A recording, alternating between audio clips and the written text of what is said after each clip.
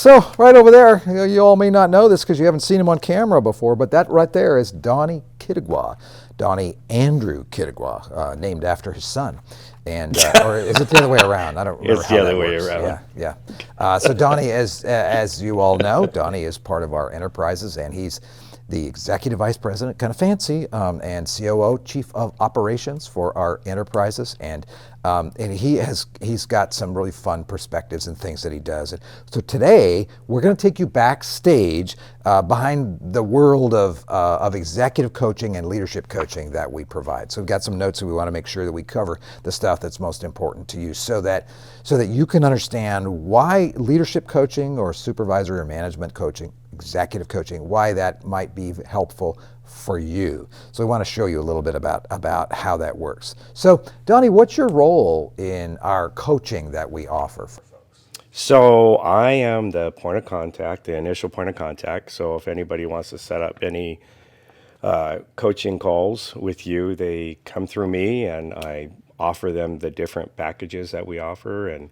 that could be anywhere from 6 coaching sessions all the way up to 12.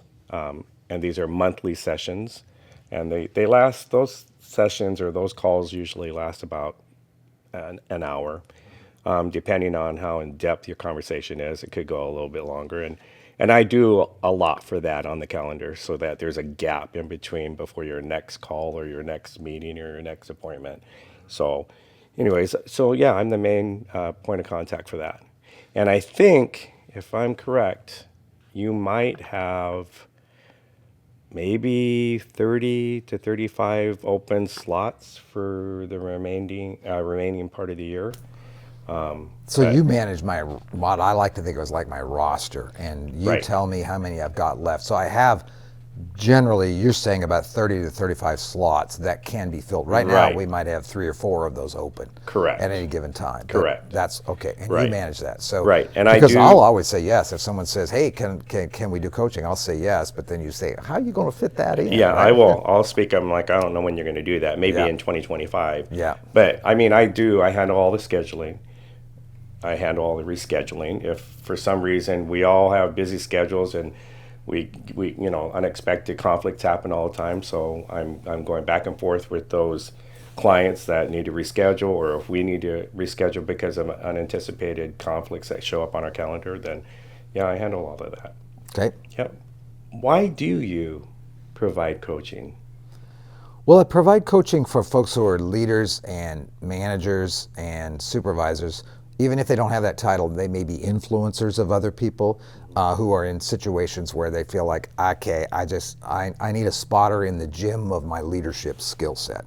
And usually they're a part of really high impact organizations as well.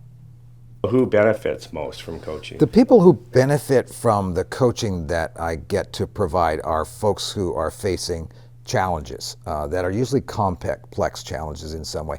It's a challenge of scale, perhaps, or a challenge of an increasing complex organization. It's becoming more complex as time has gone on. Maybe they feel a little bit alone in their world. They feel like they can't really share the dirty laundry of their inner frustrations, so to speak, when it comes to coaching, so they get to do that with me. And maybe they're facing something they've been trying for a while, and they feel like it's just harder than it needs to be, and so they need to reach out to somebody who can walk beside them and say, here's something you may want to try this. What is your main approach when it comes to coaching? So we like to set up coaching, ideally, for like a 10 to 12 month period. We meet once a month. We'll meet by phone or in person, depending upon the logistics of that kind of thing. And we do so, I start each session by kind of catching up what's happened in the last month and what are you facing right now. And we'd like to review each time what they've done between the last time we talked and this time. Okay, what did you do with what we talked about? What's changed? And then everybody is facing some sort of current challenge. Like maybe you who are listening right here, you've got a challenge that's brand new. It's fresh. The last couple of weeks, it's really been on your mind in some way. And so we like to face those current kind of challenges that you've got, and then try to address those in a way that is very customized to the situation that you're in. Do you use a set curriculum, or do you let your coaching happen organically? There is a there is a model that I like to use. It's not so much a set curriculum. So it's kind of halfway between those two, between a set prescribed curriculum, like here's a book, like that kind of thing, and totally organic. It's right in between. I have a model in my mind that we like to use and we walk people through, and sometimes they know what that model is in advance. It's based upon a thing called the CPI 260 coaching model. We've used that several times with other clients. And so do you always have them take the assessment, or do you just kind of like determine after you have your conversation, your initial conversation with them, if that 260 is something that might be valuable in your future coaching sessions with them? Sometimes I have them take the actual assessment, which is surprisingly 260 questions, so CPI 260, right? And sometimes I have them take the actual assessment. Some folks love that. Highly analytical people love that kind of thing. And it's a fun tool for them to look at, and then we have a graph, and then we have a narrative that goes with it. But sometimes not. Sometimes we just step into that, and I just start using the structure of the model itself. Do you teach them how to apply it immediately, or Yes. is it after so long of coaching sessions before they start applying it, or is it applied immediately? So I'm applying it immediately from the very first time I talk with the person. Maybe I've just met them at some other place, and I start applying it right away. It's like a lens I look at them through. I start applying it right away and start doing a little bit of an assessment by asking them a bunch of questions. They may know what's right straight from the CPI model, or they may not. But at some point, I'll show them what the model is so they see where we go. And the model really is based upon 5 different areas or themes of leadership that is applied to management supervision as well. Area 1 really is what we call self-management. And it's like the foundation of a building. Like if you have a foundation, then 4 stories above it. So self-management. And that self-management is made up of self-awareness, self-control, and resilience. So we go through all of that stuff because that's the foundation of all really effective leadership. And then we work our way through organizational capabilities. That's like power and authority and how to use that, and the use of structure. What is structure? How do you see it? How do you use it? Decisiveness, accountability, that sort of thing. That's the next level. And then the next level up from that is team building and teamwork. How do you work with people? How do you lead people? Then how do you lead leaders? That's part of that as well. The next level up, which is the 4th level of the model, is problem solving. That's complex problem solving. How to solve problems that are really sensitive too, because there's a lot of those, because what a surprise, we're leading people, right? And then the highest level, the 5th level that we go through in this model, is sustaining the mission and sustaining visibility to the mission, sustaining the vision. That's a person's confidence in stepping out and leading people to places they've never been before. It's about managing change, and it's about leading through influencing other people. So that's basically the model that we walk through and apply it in real time. So of all those different themes, which theme do you spend the most time on, do you think, with most clients when you're coaching? Definitely the resilience one in that first one, self-management, self-control, self-awareness, and resilience. Definitely resilience, especially for folks who've been in leadership roles for 5 or more years. They find that it is incredibly exhausting to do that. So we try to help them understand how to arrange their life in such a way that they're very, very resilient, and provide them tools in that regard. Then the next theme would probably be accountability. That's probably the next most obvious one. And then the theme after that would be, how do you really handle these very sensitive problems that have often to do with a lack of alignment in the organization or poor performance that's happening? How do you work your way through that? It might even have to do with sensitive problems that have to do with your own boss or your board or something like that. I know this from experience. You've had requests to coach certain clients, and many times that person is not welcome to the idea of coaching. And so you usually recommend that it's not going to be a good idea to coach because they're not welcoming the idea. So there's not going to be that engagement involved. But for those that do get engaged, what do you look for in people that really welcome the coaching? Yeah, we don't want to waste their time or their money or my time and opportunities. It's annoying for them, and it's just a waste of time if they are resistant to it or if they are forced into it. You will accept coaching, or you know there's a consequence. I have no interest in working in those situations simply because it just doesn't work.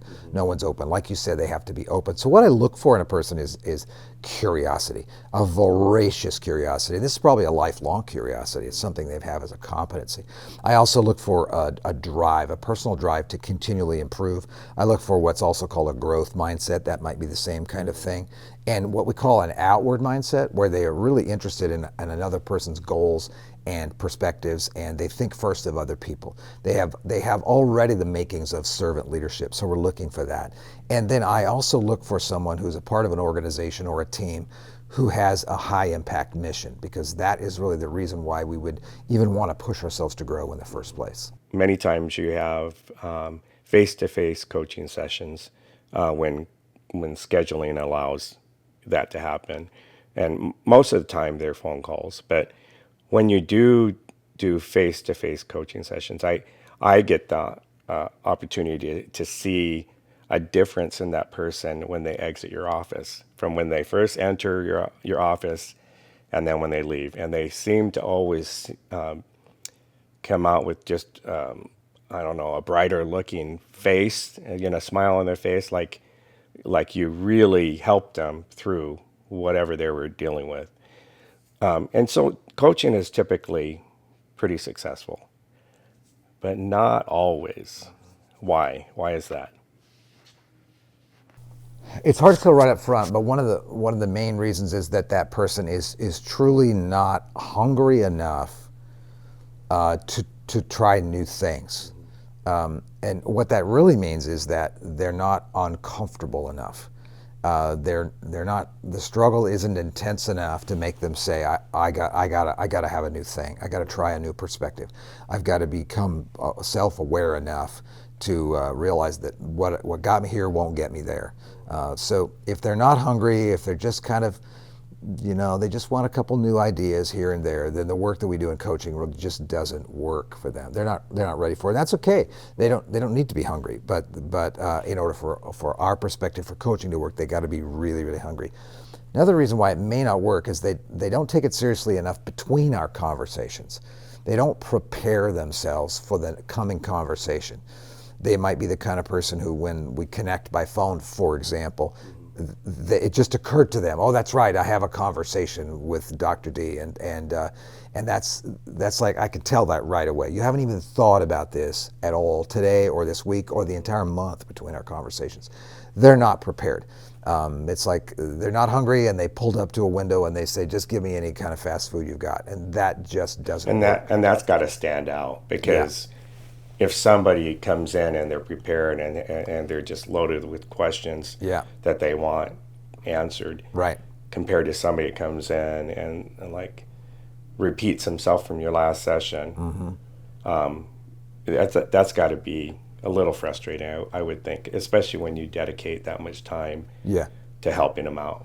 Yeah. My favorite phrase from somebody when I coach them is, I've been looking forward to this. I've got a list. So I say, what are you doing today? What's your day been like? And then what's on your mind? That kind of to start. And you probably look and they watch for the expression on their face. Like, they say, I've been looking forward to this. I've got a list, right? And they pull it out. Some folks, like some folks we know and love, have got a list of 7 or 8 things they want to talk about, and then we just filter through those things and fit them into the model and talk about what tools and skills they can use. So if you're interested in coaching, you know how to reach me. Here's my email address right here, Donnie@dhicks.com, and I'll walk you through everything you need to know and get you scheduled and on the books, and I'll take care of it from that point on. We say it all the time, don't we, Donnie? Leadership is hard, but don't make it harder than it needs to be. You're not alone. Somebody can come along and help. Whether it's me, whether it's Donnie, whether it's somebody else you know, it's really effective to get yourself a coach. So, all right, take care.